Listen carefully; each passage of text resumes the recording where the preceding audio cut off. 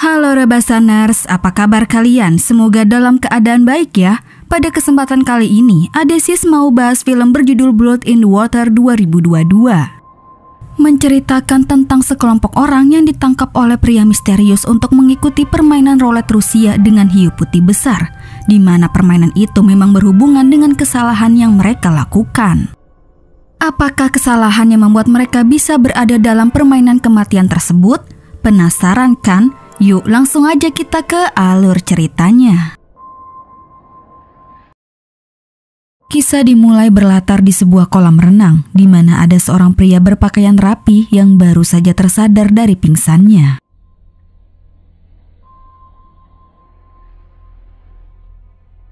Usut punya usut, pria ini bernama Henry. Henry terbangun dengan kondisi kaki diborgol yang rantainya masuk ke dalam kolam renang. Dia sendiri tidak tahu apa yang sudah terjadi kepadanya, tapi yang jelas dia adalah seorang pengacara, dan di situ terdengar seseorang tengah berbicara kepadanya melalui pengeras suara. Dalam waktu 3 menit, Henry diberi kesempatan agar dia mau mengakui kesalahannya. Namun bukan berbicara jujur, Henry sih tetap saja merasa tidak bersalah. Sehingga setelah waktu habis, otomatis mesin rantai itu menyeretnya masuk ke dalam kolam renang. Di dalam air, Henry panik dan sadar bahwa dia akan mati. Dia sempat berusaha nekat memotong kakinya sendiri. Akan tetapi tiba-tiba ikan hiu pembunuh muncul yang langsung memangsanya.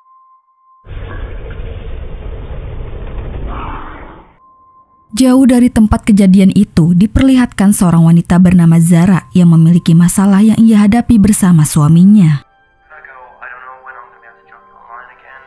Masalah yang tidak bisa dianggap remeh membuat Zara galau. Lalu Zara pun melihat sebuah kasus di internet di mana ada kasus kejahatan yang menewaskan ibu muda. Tidak lama dari situ, apartemen Zara kedatangan seorang tamu tak diundang.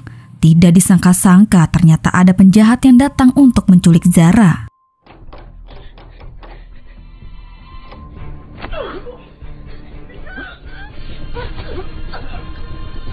Beberapa jam kemudian, Zara pun tersadar, namun dia berada di tempat yang berbeda. Sama seperti Henry, dia diikat rantai yang terhubung ke dalam kolam renang. Zara pun tidak sendirian. Di sana ada beberapa orang yang nasibnya sama seperti dirinya. Di antaranya ada Lian, Cody, Pauline, Phoebe, dan Chris. Zara dan yang lainnya berusaha meraih benda di sekitar. Namun usaha itu berakibatkan mereka terkena setruman listrik. Entah siapa orang di balik ini semua, tapi yang jelas dia sengaja mendesain tempat itu agar mereka tidak bisa kabur. Ketika Zara dan yang lainnya saling berdebat, tiba-tiba aja Cody melihat ada sebuah jas berdarah yang mengambang di dalam kolam renang. Begitu diambil, jas itu menyimpan sebuah rekaman dialog antara pengacara Henry dan kliennya. Mendengar suara Henry, Pauline tidak asing, di mana Pauline ternyata pernah menggunakan jasa lawyer Henry untuk membantu kasusnya. Dan saat itu juga terdengar suara seseorang di balik semua ini. Psikopat itu mengungkapkan bahwa ternyata beberapa di antara mereka mengenal Henry dan sempat menggunakan jasa lawyernya. Sementara itu mereka mulai diberikan waktu 3 menit. Singkatnya, dalam kesempatan itu harus ada sebuah kebenaran yang terungkap agar mereka bisa bebas dan selamat. Rasa panik dan cemas membuat semuanya susah konsentrasi. Tapi bukannya terus berusaha menemukan jawaban, mereka malah sibuk membangunkan Chris yang baru saja tersadar. Chris diminta membuka pintu utama, namun waktu keburu habis dan sialnya dia menjadi korban pertama yang ditarik ke dalam kolam. Sebelum Chris tewas diterkam hiu, dia sempat mengenal Cody sebagai polisi. Beberapa saat kemudian mereka hanya bisa terdiam memikirkan hidup masing-masing. Tapi mereka juga baru kaget sih mengapa Chris itu bisa mengenal Cody. Dan kok bisa seorang polisi bernasib sama seperti mereka. Akhirnya Cody jujur, dia sempat menyelidiki kasus Chris, di mana Chris seorang bandur obat-obatan yang telah membuat beberapa wanita OD. Henry adalah pengacaranya. Dalam kasus Chris, Henry membuat dia bebas. Di situ Cody tahu bahwa Henry suka membebaskan orang-orang bersalah.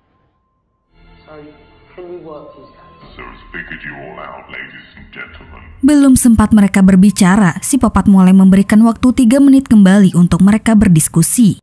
Situasi benar-benar tidak menguntungkan. Muak dengan semua ini, Lian mulai kesal dan mencurigai Cody adalah dalang di balik semua ini. Lian menuduh Cody menangkap mereka, memborgolnya di kolam, sampai dia sendiri akhirnya bersandiwara ikut merasakan seperti mereka. Begitu pula dengan Zara dan Phoebe, mereka juga ikut-ikutan mencurigai Cody. Sementara itu, melihat waktu yang hampir habis, akhirnya Pauline mencoba menceritakan kasusnya yang dia anggap benar. Selama 15 tahun, Pauline menghabiskan waktunya bekerja untuk merawat seorang pensiunan yang menderita demensial.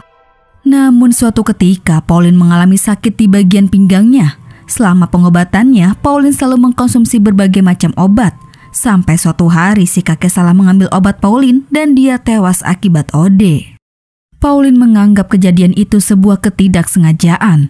Namun semua itu dipatahkan oleh si psikopat. Dia tahu yang sebenarnya, di mana Pauline sering melakukan kekerasan terhadap si kakek. Dan entah karena harta atau muak dan bosan, Pauline akhirnya nekat membunuh si kakek, meracuninya dengan obat. Tepat saat waktu habis, Phoebe dan Pauline ditarik masuk ke dalam kolam yang auto menjadi santapan si hiu pembunuh.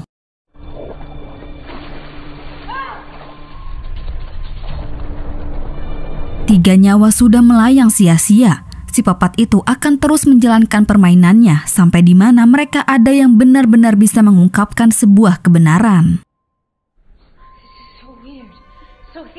Akibat ketakutannya dengan kematian, Lian mulai tidak stabil. Di situ dia akhirnya mencoba menjelaskan apa kesalahannya. Dulu dia adalah seorang penjual mobil bekas. Suatu hari ada pasangan yang membeli mobil Lian. Tapi sialnya mobil itu mengalami kecelakaan dan membuat si cowok tewas dan si cewek lumpuh. Lian mengakui bahwa itu kesalahannya. Lian merasa sudah jujur, lantas ia meminta si psikopat untuk membebaskannya.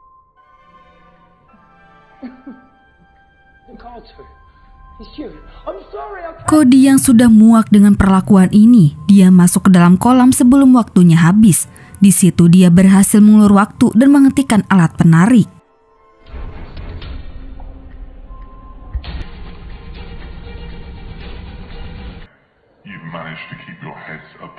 Keadaan semakin menegangkan. Selama waktu berjalan, petunjuk-petunjuk mulai terungkap, di mana kolam renang itu menjadi saksi bahwa sebagian dari mereka adalah orang-orang bersalah yang berhasil bebas karena si pengacara Henry.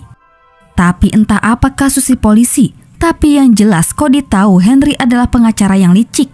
Selain membantu orang yang bersalah, dia juga suka memeras kliennya. Kemudian Lian dan Cody memperdebatkan masalah yang tidak jelas, sehingga Lian jatuh dan menjadi mangsa hiu.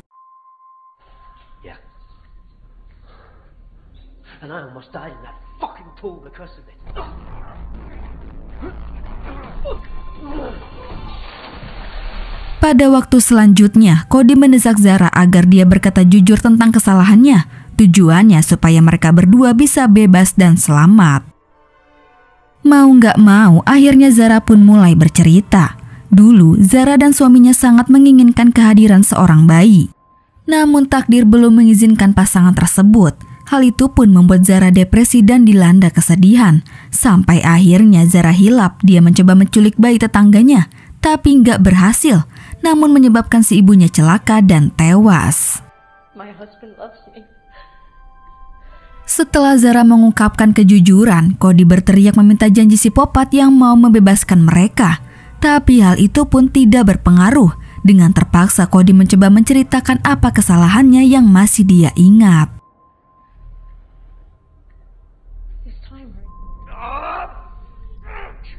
Waktu itu saat di luar tugas, Cody melihat ada orang asing yang seperti mencurigakan. Dia pun menghampiri si pria itu dan mencoba berbicara kepadanya.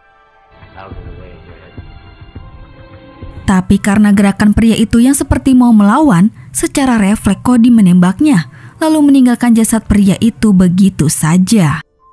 Nah, di sini terungkap, Inti dari semua permasalahan ini adalah gara-gara kelakuan Cody yang menyebabkan beberapa orang termasuk Zara terseret dalam partisipasi game kematian tersebut. Intinya, Cody dan Henry bekerja sama dalam melakukan hal yang salah, membebaskan orang yang bersalah dari jeratan hukuman. Nah, kelakuan Cody dan Henry pun diketahui oleh psikopat. Karena takut dengan ancaman, Cody dimanfaatkan oleh psikopat di mana ternyata yang menculik para korban rantai adalah si Cody sendiri.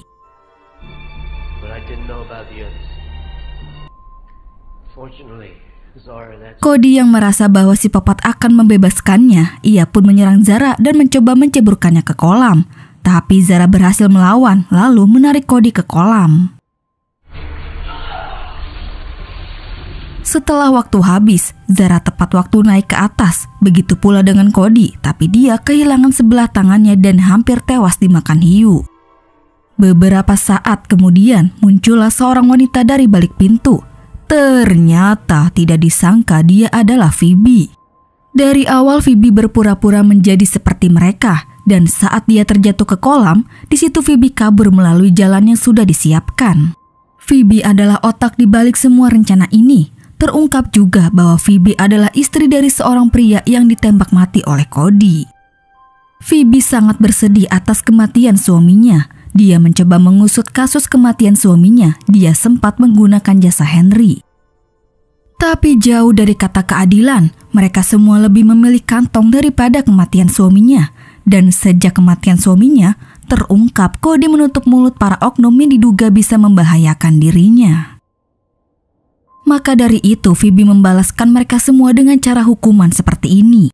Phoebe sangat puas rencananya berhasil. Ia pun mendorong Cody yang kondisi lemas dan pasrah ke dalam kolam renang. Di situ kemudian Phoebe meninggalkan Zara begitu saja dengan sisa waktu 3 menit. Selama waktu berjalan, Zara mencoba mengungkapkan semua keinginan serta mengakui semua dosa-dosanya. Dan setelah waktu habis, film pun selesai. Nah, itulah alur cerita dari film Blood in the Water. Oke guys, cukup sampai di sini dulu ya. Terima kasih yang udah nonton. Mohon maaf jika ada salah-salah kata ya guys. Dan jangan lupa subscribe channel Adesis. Sampai jumpa di video selanjutnya. Bye.